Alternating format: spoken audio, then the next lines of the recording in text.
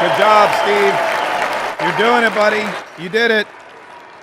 And I'd like to describe to you some of the things we're doing and how it informs on President Trump's policies.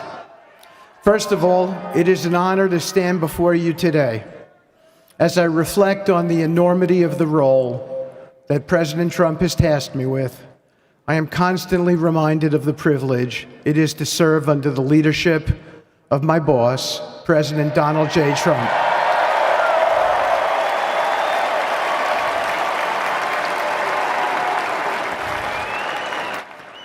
His presidency has provided a clear, bold vision for the Middle East, and it is this vision that guides every step I take in the mission.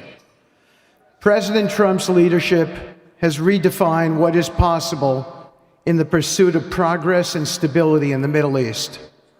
His decisive, pragmatic approach ensures that even the most entrenched conflicts are met with fresh perspectives and innovative strategies.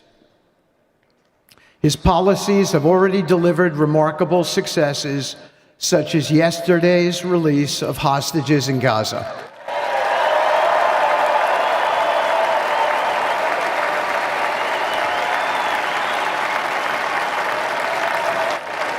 Thank you. This achievement demonstrates the strength of President Trump's leadership and the respect he commands on the global stage. It is yet another example of his ability to deliver results in the most complex and challenging situations. The Abraham Accords, a testament to his vision and determination, have also brought historic progress to the region, transforming old rivalries into new alliances. These agreements are not merely symbolic. They represent a practical roadmap for peace, economic cooperation, and mutual respect across nations. My role, as President Trump has tasked me, is straightforward yet profoundly challenging: to turn his vision into actionable outcomes. He sets the agenda, he lays the framework, and he inspires people like me into bold action. My responsibility is to implement his vision, engaging with leaders across the region to find pathways towards sustainable peace and stability. And let me tell you, having Donald Trump as a boss makes this task not only possible, but far more effective. I imagine. Where do you go? I don't want to have to get my boss involved. I don't want to have to go back and tell the boss you were non-cooperative. President Trump's reputation as a leader who delivers results resonates far beyond Washington. Leaders in the Middle East know he means what he says. His ability to cut through bureaucratic gridlock and focus on tangible results is the game changer. It allows me to approach delicate negotiations with the confidence that the full weight of the United States is behind me. The principles President Trump has laid out for our approach to the Middle East and foreign policy in general are fourfold, and they are clear. 1, respect for sovereignty. Every nation deserves the right to determine its own destiny, free from the interference of external powers. 2, economic prosperity as a bridge to stability. Through economic partnerships and investment, we can build a foundation for cooperation that transcends historical grievances. 3, courageous diplomacy. Real progress requires difficult conversations and bold decisions, and it is through these that trust is built and maintained. And finally, 4, reciprocity and accountability. The United States requires reciprocal actions from our partners. We are done carrying the financial burden for nations that are unwilling. Hear, hear. Yeah. Make them pay. Pay up. Pay up, suckers. Yeah, if you're a foreign nation and you want us to protect you, that's great and all, but you're going to have to pay your fair share. You know, the Democrats were always about paying your fair We share are when it was done American carrying the taxpayers. financial burden for nations that are unwilling to fund their own progress. The days of blank checks are over. No more blank checks. Partnerships under President Trump's leadership must be equitable, and contributions must reflect shared commitments to our goals. In my work, I've seen firsthand how these principles resonate. They provide a foundation that transcends politics and speaks to the shared humanity of all people in a region. Leaders across the Middle East recognize that this Trump administration is serious about results, not symbolic gestures, but real, meaningful progress that improves lives. Thank you. Yeah, you can applaud that. You can applaud that. That's fine. It's not always easy. There are moments of deep challenge and frustration. Decades of mistrust cannot be undone overnight. Yet I take comfort in knowing that I am not in this alone. President Trump's clarity of vision ensures that I never have to question what success looks like. His leadership provides the confidence and direction necessary to navigate these complexities. As we move forward, my commitment is to continue the work of advancing President Trump's vision for the Middle East. Whether through expanding the Abraham Peace Accords, fostering economic development, or facilitating dialogue between long-standing adversaries, my focus remains on actionable results. Let me close by saying this: a stable and prosperous Middle East is not an unattainable dream. It is a goal within our reach, made possible by strong leadership and unwavering commitment. Under President Trump's guidance, we are proving that the impossible can become reality. Thank you, but I have one more thing to say. We have some special people for me to introduce you to tonight. President Trump has been talking to them as well. They are the families of hostages from Israel who have been in Gaza for the last year and a half. There are many of them here today. Several of the families have lost children and loved ones, and they're here because they're part of an effort to retrieve their bodies so they can be buried in a proper way. Several have children who are still in captivity. There is an American family here whose loved one is scheduled to come out in 14 days, and they're going to be meeting the president tonight. So let's give them all some love and a big hand. Come on up.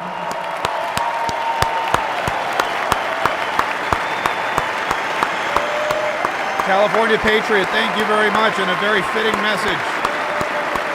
Look at that. Yeah, we're all praying for America.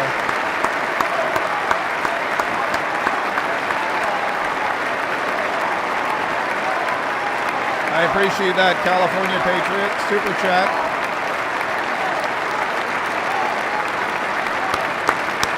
That's right.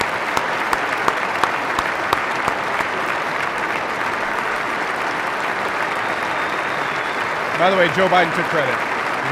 Just FYI. In case you forgot, Joe Biden would not give Donald Trump credit. But here they are. Here they are.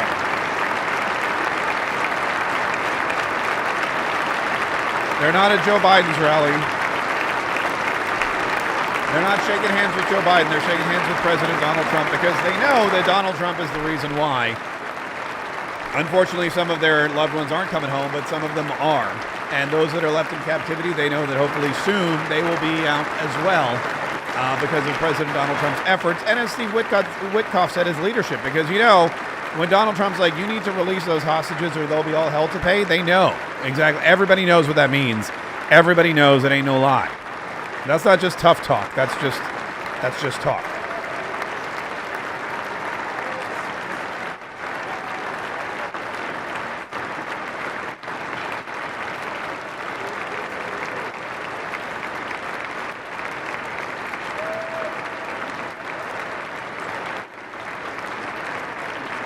They've got some interesting noise cancellation on the audio. So Donald Trump, and this is something that not a lot of presidents do. He's going to sit and he's going to talk to all of them. He's going to shake all their hands. He's going to welcome them all there. He's going to meet them all. He's going to say, hey, I understand. We're working hard to get everybody home. We know that there's still people out there. We're working hard to bring them back. We're working hard to make sure that they come back to you. We know that there's still, that guy's holding up a picture. I don't know if that's somebody who's still in captivity or somebody who passed away, but he wants everybody to know, bring them home.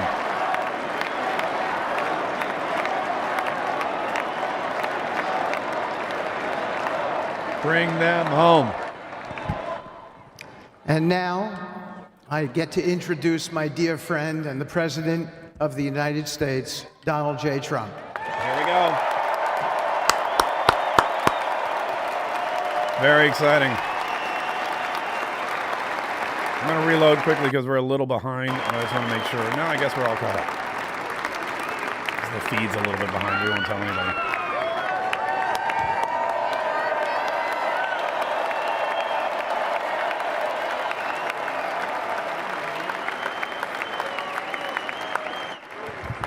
Thank you very much, everybody. Appreciate it. Thank you.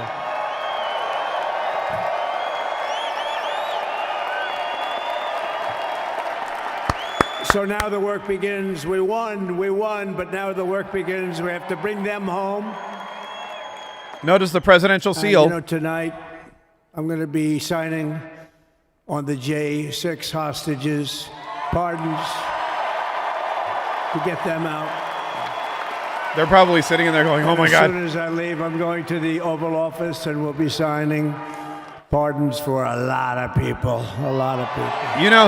They're thinking, can you wrap up the speech and go sign my pardon? Thank you to Steve Witkoff. He's a great guy. He's a friend of mine. He's been a very successful man. He's a great negotiator. He's a wonderful guy. People love him, and he's got a tremendous power of persuasion.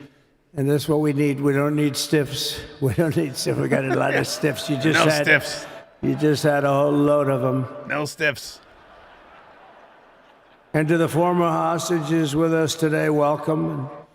Welcome home. Some of the folks are former hostages. Not a good situation. The 3 young ladies that came home yesterday, you saw that. They're more coming home every day now. They're coming home. But they were hurt. One had her head blown off, fingers on her hand, and her hand indeed was blown off. She was trying to defend herself from a bullet being fired. You believe this? A bullet knocked off her hand. I don't know. You look at it, it's a disgrace. We never stopped praying for you, and we're so glad that you're reunited with your friends and families, and God bless you all. And some of them are just saying, no, my son is gone, but please just bring home his body. Right, Steve? Many of you have told me that your son is gone, but bring home his body. It should have never happened. 3 years, it's ridiculous. Should have never happened. Wouldn't have happened.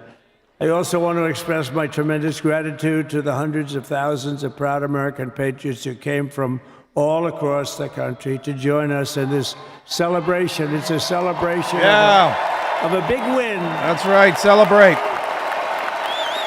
I wonder if the Village people are going to come back out. Will there be more dancing? You're witnessing the dawn of the golden age of America. That's what it's going to be. We're bringing it back. We're going to bring it back fast. Bring back the... Oh, that guy's not impressed. We're going to bring it back fast. That guy's tired. Let us also thank the incredible service members, National Guardsmen, Police, Secret Service, and law enforcement personnel who are keeping us all safe. Even though, and they are great people. New York's finest. I grew up with New York's finest, and we got to give them their authority back. You won't have any crime. There'll be no crime. You give them little authority back. The whole The way they run things in this country now, it's disgraceful. But it's going to change rapidly. We're going to make our cities safe again, too.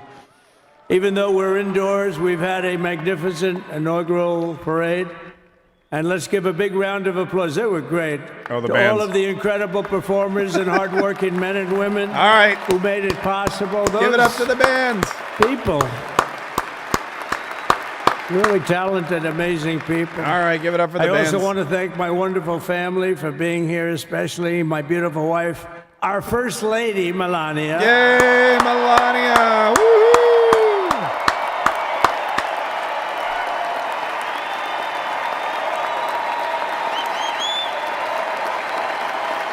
Yay!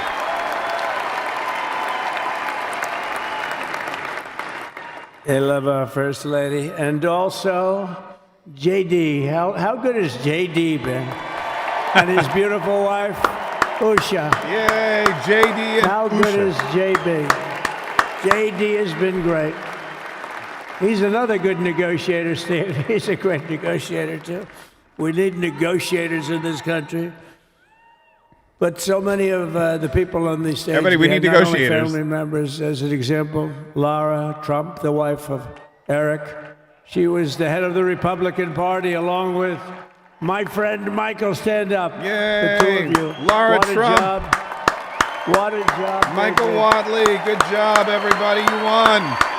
They worked so hard. They knew there'd be rigging, but they said, we're going to make it too big to rig. Too and big we to did. rig. We made it too big to rig. Oh, Michael Watley's very happy. He's we at the won end. every swing state by He's like, a lot. I'm just glad I got the last seat on We the won stage. the popular vote by millions and millions of votes. We won the whole ball of wax.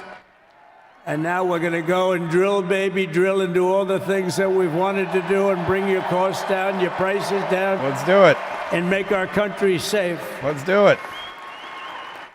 So thank you very much, Michael. Thank you very much. What a job you've done, Michael. I'm never moving you, you know.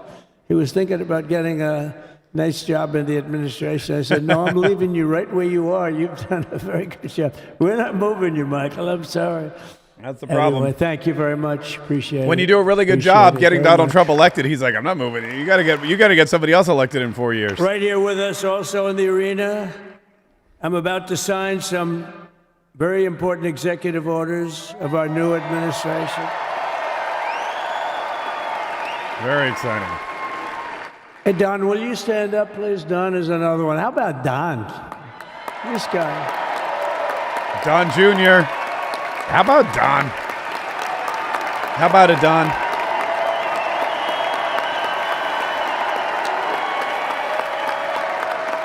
He's a popular one. He goes out and speaks. He gets a big crowd. He's a little on the rough side sometimes, but that's what you want. He's done a fantastic job, and he loves our country. Thanks, Don. Great job. You've done a great job. Good job, Don. And Ivanka. Oh, Ivanka. And you know, Jared negotiated the Abraham Accords, which are the biggest deal made in the Middle East in many, many years, and it's really something. Jared, stand up, Jared. The Abraham Accords. Good job, Jared. Neither And one of them. Tiffany's going to have a little baby. And Michael.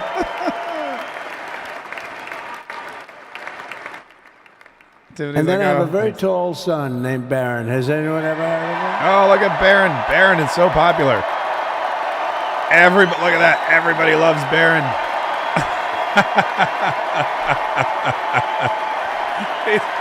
Don Jr.'s like, wait a minute.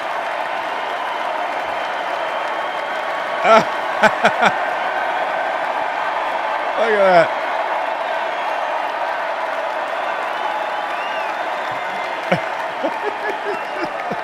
Oh, he's soaking it up. He loves it so much. Thank you.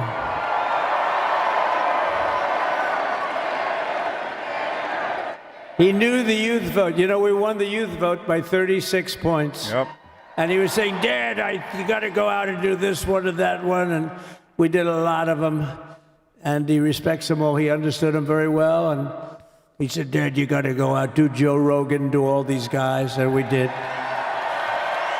We did, and Joe Rogan was great. They were all great, right, Aaron? They were all good. He understood the market. Another famous one. How about Kaye? Stand up, Kaye. Oh, yeah, Kaye.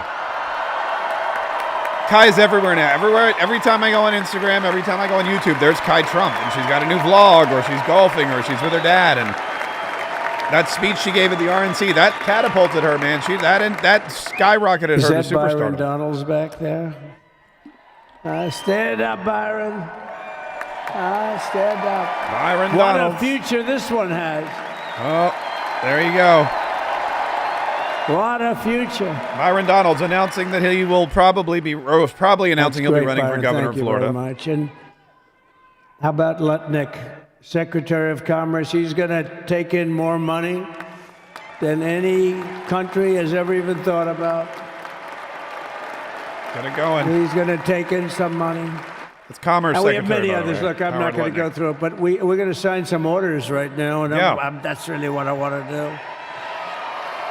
That's what we've all been So we're waiting going to for. sign executive orders. First, I'll revoke nearly 80 destructive and radical executive actions of the previous administration, one of the Excellent. worst administrations in history. Maybe Excellent. not one of them, the worst. Anybody worst. that would allow millions of people to pour through our borders from jails, prisons, mental institutions, insane asylums, gang members to be taken off the streets of Venezuela and deposited in our country, and many, not just Venezuela. You know, crime in Venezuela is down 74%. Because they're all Because they took their criminals and gave them to us here. Yeah.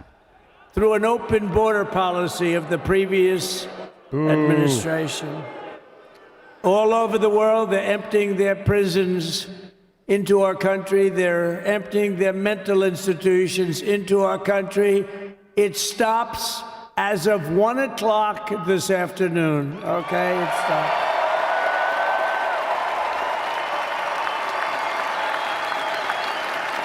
So I'm revoking nearly 80 destructive, radical Get rid of them executive all. actions of the previous administration. They'll all be null and void within about, 5 minutes? Is that them over there? 5 minutes? Get rid of them. And next, to gain immediate control of the vast federal, out-of-control bureaucracy, I will implement an immediate regulation freeze, which will stop Biden bureaucrats from continuing to regulate. Most of those bureaucrats are being fired. They're gone.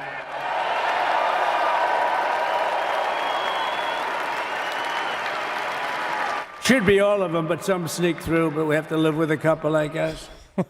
I'll also issue a temporary hiring freeze to ensure that we're Yeah, no more only hiring. hiring competent people who are faithful to We're done with the hiring. American public. And we will pause the hiring of any new IRS agents. Get no more we will IRS also agents. require that federal workers must return to the office in person. Yes. And we're going to take the 88,000 people that they hired to go after you with guns. By the way, they're allowed to use guns. Yeah. And harass you like they were so many other people. Remember this. Okay, remember? Do you remember a little statement about tips? Does anybody remember that little statement? I think we won Nevada because of that statement. But they went out and harassed you over the tips. In other words, we are restoring control of our government to the people. We're going to take those 88,000. Let's see if they'd like to work on the border, because that's where we want them. Yeah, put them on the border. That's great. I love that idea. IRS agents on the border. So we're going to have no tax on tips, right? No tax on tips.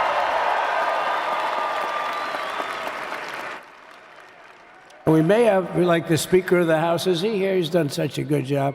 Is Mike here? Is he around here someplace? I saw him just a little while ago. Hello, fellas. Look at you guys. Yeah, I know it. He's great. He's doing great. Wait, is Mike They're all there? doing good. The Republican Party has never been unified like it is right now. They want to save our country. And we're going to more than save it. We're going to make it greater than it's ever been before by a lot. before. Next, I'm going to sign a presidential memorandum directing every member of my cabinet to marshal every power at their disposal to defeat inflation and rapidly bring down the cost of daily life. Good. Because your costs have gone through the roof in the last 4 years. Perhaps you didn't notice. Does anyone notice their costs are like double, triple, quadruple? You can't buy bacon. I noticed. Apples have doubled in price. You want an apple, anybody? Pay twice what you did 2 years ago. We'll put more money in your pocket, and we'll bring back the American dream and to reduce energy costs and liberate our economy. So we have more oil and gas than any country in the world, and we're going to use it. We're not going to do the wind thing. Wind. Big, ugly windmills, they ruin your neighborhood. They ruin you. If you have a house that's near a windmill, guess what? Your house is worth less than half. That is true. And did you see up in New England with the whales? You see what's happening? So they had 2 whales killed in about 14 years. What happened with the whales? Last year and the year before, total, they had 28. So if you're into whales, you don't want windmills either. And they're the most expensive form of energy. Wait, how did the whales? That you can I didn't have hear by that. far. How did and the they're whales all get made in killed by China, by windmills? the way. Practically all of them. And they kill your birds and they ruin your beautiful landscapes. But other than that, I think they're quite good, right? Now, remember when we used to joke and kid when we were kidding, but we don't kid anymore? They want to watch the debates on television. They want to watch your favorite president on television. But the wind isn't blowing, so we can't watch television that night, Gladys. Remember? Gladys, I'm sorry, the wind is just not blowing. We're not watching Trump tonight. But I'm immediately withdrawing from the unfair, one-sided Paris Climate Accord ripoff. Yay! The United States will not sabotage our own industries while China pollutes with impunity. You know, China, I mean, look, they use a lot of dirty energy, but they produce a lot of energy. And when that stuff goes up in the air, you know, it doesn't stay there. It's not like you got a wall. We love walls, don't we? Not like you have a wall around and it doesn't. It floats into the United States of America after 3.5 to 5.5 days. It floats across the oceans, and it comes right over your neighborhood, and it falls into your neighborhood. So they all say, we have to fight for cleaner air, but yeah, the dirty air is dropping all over us. So what the hell are they talking about? Unless everybody does it, it just doesn't work. You know, we had the cleanest air and the cleanest water that this country's ever had under the Trump administration, and we didn't do anything to stop jobs and stop production. Believe me, you're going to see a lot of companies come pouring back because tariffs. I always say tariffs is the most beautiful word to me in the dictionary. And I was reprimanded by the fake news. They said, what about love, religion, and God? I said, I agree. Let's put God number 1. Let's put religion number 2. Love, I don't know. We got to put that number 3, I guess, right? And then it's tariffs. And then tariffs. Because tariffs are going to make us rich as hell. It's going to bring our country's businesses back that left us. And I'll also sign an executive order to immediately end federal government censorship of the American people. In America, we believe in free speech. Excellent. And we're bringing it back starting today to stop the weaponization. Oh, do I know about that? These creeps. Deranged Jack Smith. You ever hear of him? Deranged. He's a deranged prosecutor. He's sick. They suck him on me. He's now been reduced to getting on an airplane, going back to The Hague or wherever the hell he came from. We got to get rid of that guy. Hey, was he one of the many people that got a pardon today? Did they pardon Jack Smith? No, I don't think so. Did you know that Biden, while I was making my speech, pardoned his whole family? Yeah. He did. He pardoned his whole family. The brother, the whole deal was pardoned. Can you imagine that? While I was making my speech. Did everybody hear my speech? I heard it. Did you like my speech? Yes.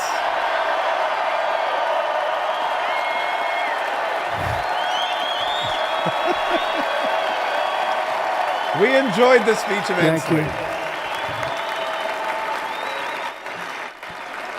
I mean, the only thing wrong with it is I had a lot of tough things to say, and I have some great people that work for me. Sir, this is such a great speech. It's so unifying.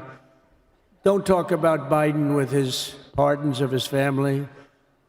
We want a unified country. They said, don't talk about the J6 hostages that you're going to be releasing today. Sir, don't put that in your speech, please. I said, but I want to put it in my speech. They said, sir, it won't be unified like it is. It's so beautiful the way it is. And it is getting great reviews. You know, if I put things like that in, I'll get terrible reviews. One little paragraph that's a little bit wrong, the fake news goes crazy, right?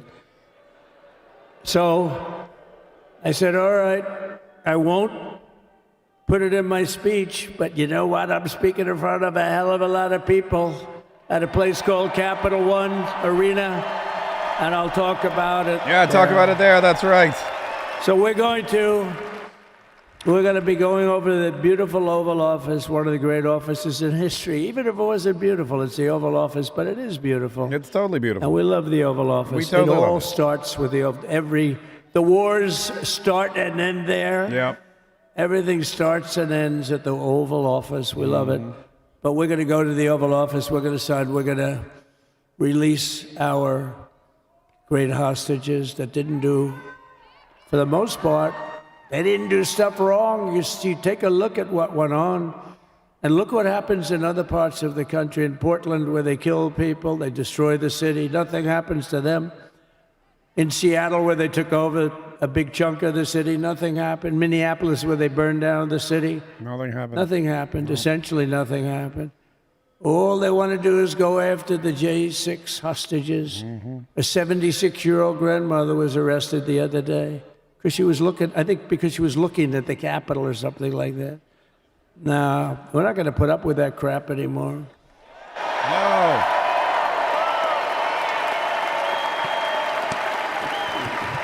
And to stop the weaponization of law enforcement, I've been investigated more than any human being in the world. I believe I have the all-time record. Every that's day, probably a true. subpoena. I think that's probably Every accurate. single day would get subpoenas. I was more than any person. Alphonse Capone, remember I used to talk about it? Now, Alphonse Capone, Scarface, he was a pretty rough guy. He was investigated about 1/100th what Trump was investigated. My father's looking down at me, my mother, how the hell did this happen? You know what it is? They investigated their political opponent, the opponent of Biden. Yep. And then ultimately, Kamala. Has anyone ever heard of Kamala?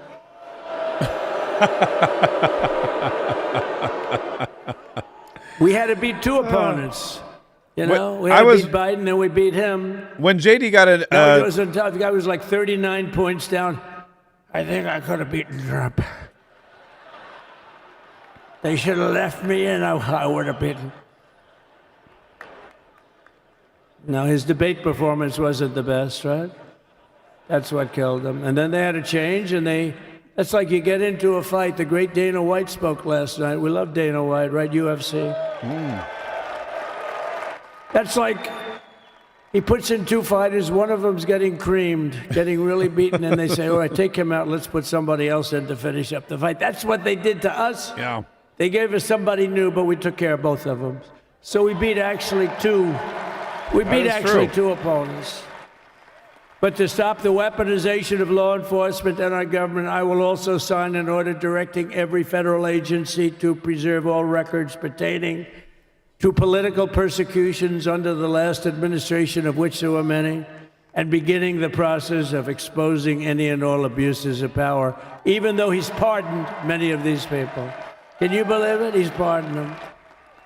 You know why he did it while I was speaking? Because that way I couldn't speak about it. I was speaking. I didn't know he did it. I finished my speech, and they said, sir, he pardoned his whole family. I said, oh, can I go back out there and talk about it? Somehow that wouldn't be very elegant. Our First Lady would say, please don't do that. But we have plenty of time to talk about it, and we will. We're doing all of this on our very first day in office. You know, don't forget, we've been in this position, really, where we won the primaries in record time. We were the fastest win of a primary ever in political history, which is a very nice thing. It's nice to know. Well, the second election was rigged, so we knew we were doing well. And if it wasn't, you know what? If it wasn't, I would have never run. But this third one was just a monster. Boy, was that a big one, huh? That was a big one. On the second one, we got like 10 or 12 million votes more than the first one. How about that? We did great on the first one. We did much better on the second one. But bad did we do well on the third one. So we're gonna have some fun. It's very simple. We're gonna make our country great. We're gonna make our country great again. We're gonna make America great again. How good a name is MAGA, though, right? Oh. You know? I was going to say keep America great, but unfortunately it wasn't great. Switch my hat. Can't say keep it great. It will be great again, but Yeah. CAG, keep America great, CAG. CAG. I don't think it's ever going to replace MAGA. Does anybody like CAG? I don't think so. CAG. Never replacing MAGA. Nothing will ever replace MAGA. MAGA was the most successful CAG. political operation, political movement in the history of our country, maybe in the history of the world. Let's see what happens, because we're not finished yet. We're not finished yet. We got a long way to go. So much to do. But we're doing this on the very first day in office. So much MAGA still to in go. just a few moments, I'm not only signing the release of the J6 hostages, I'm signing other things that you're going to love. Oh, you're going to be happy reading newspapers tomorrow and the next day and the next day. Who reads newspapers? Are there newspapers? So I just want to thank, I mean, look at this place. It's full to the rafters. You don't have any. Look at those people up there. Yeah. And they've been there a long time. You don't have any empty seats. No empty seats. And by the way, the Capital One owners, they are so good. We got to root for their teams because they have been so great to MAGA, to us. And I just want to thank Ted and everybody. You guys have been fantastic. And Yay. the ice hockey team's doing great. Ovechkin's pretty good, right? They're doing great. So I want to thank them, Capital One arena owners. They have been absolutely fantastic. And thank you once again to everyone. Oh, look, they're showing the I can only show tell the you, you're going to Jumbotron. be very happy. You're going to watch a lot of good things happen. We got to stop some wars that are happening and going on. Some stupid things are happening. The war with Ukraine would have never happened, and it has. As you know, Israel would have never been hit on October 7th, and none of you would be up here. None of you would even know anything about this tragedy that you're going through right now. But Iran was broke. Anybody that bought oil from Iran, they couldn't do any business with us. You're not going to do business with America. China passed. Everybody passed. They were broke. They didn't have money for Hamas. They didn't have money for Hezbollah. And your sons would be alive, and they certainly wouldn't be incarcerated like they are. It's a shame, but we're getting a lot of people out in a short period of time. So I'm going to go right over to here, and I'm going to sign in front of you. Is that okay? Good. Oh, here he goes. All right, he's starting to sign. This is so exciting. All right, listen, don't forget, if you'd like to drop a super chat while he's signing, we will promote you up here, and we will, I mentioned Buttercup. Buttercup wrote, loving it, which is very nice. I appreciate that. Buttercup, our super chat leader, by the way, with a total of $21.98. She's the top super chatter of the day. So Buttercup, thank you so much. We really do appreciate all your generosity. We do appreciate everything that you've done. In second place is Mary Newens with a $20 super chat, a congressional campaign contribution. Not officially, because we have not even applied. We haven't even announced yet, but I appreciate that. And in third place, California Patriot, who's in California, where they have the highest income taxes of any state, and still generously donated a $19.99 super chat. Another $20 from California Patriot. So third place on the leaderboard today for our Patriot super chatters. Biden era EOs and presidential memoranda. Okay, so this is him. Say This is him revoking. Oh, if you want me to, sir. Why don't you say what I'm signing? Sure. The first item that President Trump is signing is the rescission of 78 Biden-era executive actions, executive orders, it. presidential memoranda, and others. I like it. So that's it. 78 executive orders. Boom, gone. Thank you, sir. 78 executive orders. Yeah, hold it up. There it is. Right there. Boom, there's number one. What's next? The second item, President Trump, is a regulatory freeze, as you announced in your speech, preventing bureaucrats from issuing any more regulations until we have full control of this, the government and this administration. Yeah, no more regulations. Sign away. There you go.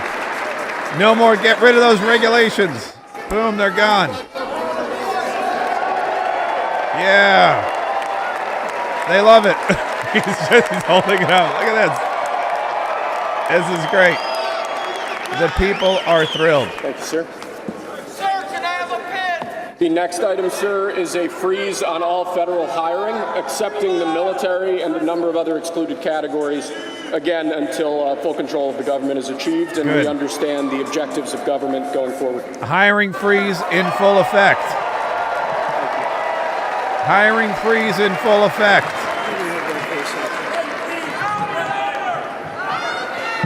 Could you imagine Biden doing this? I don't think so. I don't think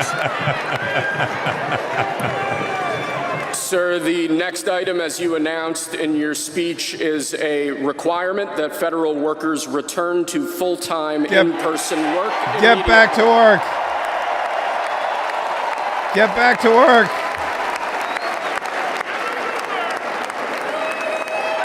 Go to work. Do it. I shouldn't be yelling that I work from home, but that's okay. Go to work.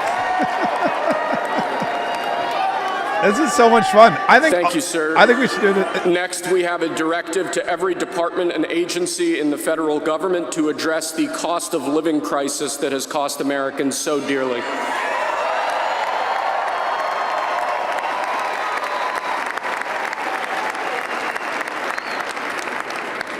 President Trump.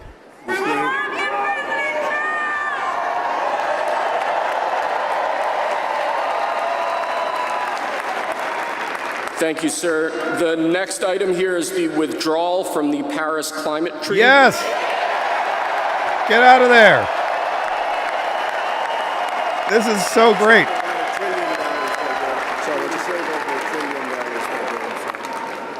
Yes, sir. What did he say? Did he scold the guy? Get out of there, yeah. I love it. We're going to save over $1 trillion by withdrawing from that treaty. Do it. I love this. This is my favorite. This is my favorite ever. Oh, this is so great. And the next item, sir, is a letter that will be transmitted to the United Nations explaining that we are withdrawing from the Paris Climate Treaty. Oh, yeah. Sign that letter. FYI, here's what's happening. This is great.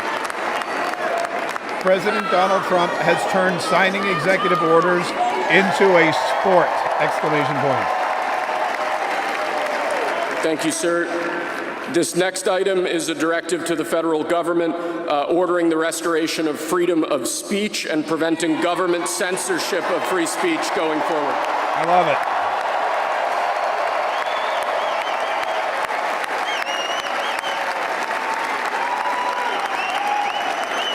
This is great. And lastly, sir, before we go back to the Oval Office to sign a large number of other items, is a directive to the federal government ending the weaponization of government against the political adversaries of the previous administration, as we've seen. Do it. Do it. Do it.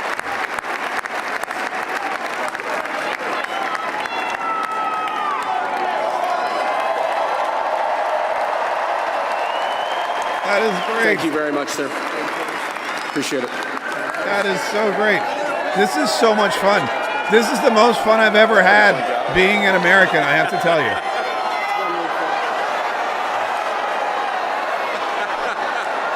He's gonna, look, he's tossing the pens. Oh my gosh, he's tossing the pens. He's literally tossing the pens. I can't stand it.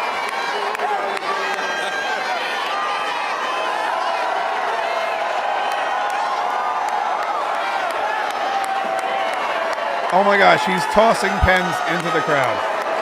This is the best.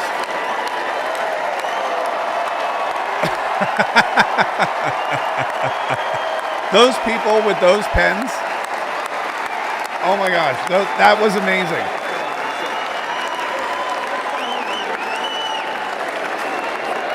President Donald Trump tosses the pens he used to sign executive orders into the crowd like he's Slash throwing guitar picks to screaming fans! Exclamation point.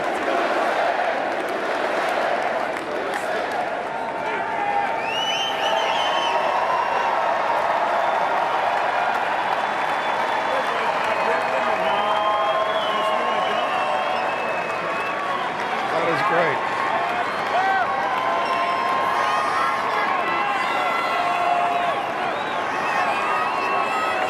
This is so great.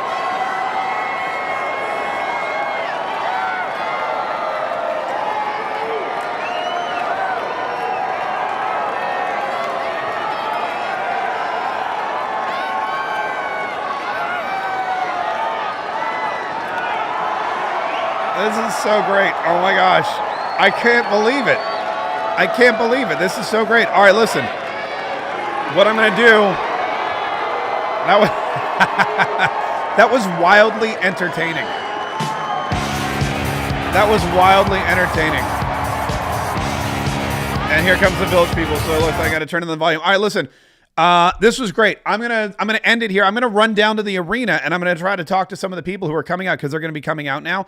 And I want to talk to them. I want to get their reaction. I want to see if we can find anybody that got a pen. But guys, thank you so much for watching. I apologize for earlier what happened with the with all that stuff. By the way, thank you to our super chatters today. Thank you to Buttercup and Mary and California Patriot. I appreciate all your support. Thanks to everyone who watched and came in. I know that you didn't get a lot of notifications and it was short notice and we had some hiccups today, but we will be back tomorrow at 12:15. We're going to do our regular Mark Kaye Saves the Republic tomorrow at 12:15. So make sure that even if you don't get the notification, make sure you're here and you're ready to go at 12:15 Eastern time for Mark Kaye.